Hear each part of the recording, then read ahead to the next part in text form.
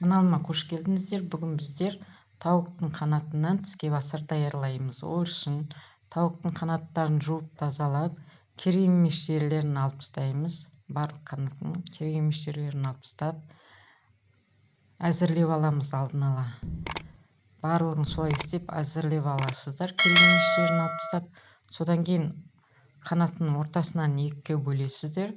Сосын бір жақ шетінен алып, төмен қарай, видеода көрсеткендей етіп, төмен қарай ысырасыздар. Сонда ол өздігінен ысырылады. Төмен қарай ысырасыздар. Сосын тез ысырылады, төмен қарай ысырасыздар. Сосын жаңа ішінде оның тағы бір сүйегі бар, жіңішке келген. Сол жіңішке келген сүйегі өздігінен алынады, соны алып тастайсыздар, екі сүйек тұрған жерде. Бір жақ қанаттың бір жағында бір сүйек бар, бір жағында екі сүйек қатар тұрады. Соны екі сүйек қатар тұрғанның бір жіңішке сүйегін алып тастайсыздар. Барлығын солай істеп шығасыздар. Бір шетін ғана нетсеңіздер, кесіп жүрсеңіздер, өздігінен төмен қарай бәрі ысырылып түсетін болады. Жаңа сүйек бар жерін сүйегін алып тастайсыздар.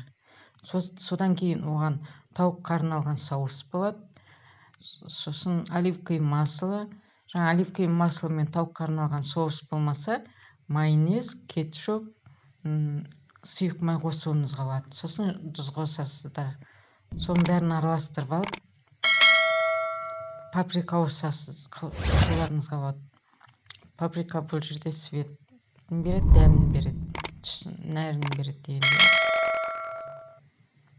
Сосын жаңағы тауықтың қанатынан жасаған нелердің бәрін, тіске басарлардың бәрін панировочный сухариға аударып аласыздар. Или болмаса өздеріңіз жаңағыдай жұмыртқамен, ұннан жұмыртқамен, сосын қайтадан етіп үшеу аударатын бар, солай да істеуіңізге болады. Бірақ мен бұл жолы оны істеген жоқпын. Бұл жолы мен тек қана оны жаңа ненің панировочный сухариға өзін аунатып алдым. Неге десем, бұнда енді маринадталғасын ішінде бәрі бар ғой, сосын мен оны майы да бар, несі де бар, сухари өздігінен тұрады, ол піскен кезде де түсіп қалмайды, өздігінен тұрады, сол үшін мен де өзіме аунаттым. Или болмаса жаңағыдай кляр жасап істесеңіздер де болады. Или жұмыртқа аударып, ұнға аударып, жұмыртқа аударып, содан кейін қайтадан жаңа неге панировочный сухариға аударсаңыздар да болады. Содан кейін бетін фольгамен жауып, 20 минутқа қызып тұрған пешке 20 минутқа 180 градуста пісіріп аласыздар. Жасап көріңіздер, аз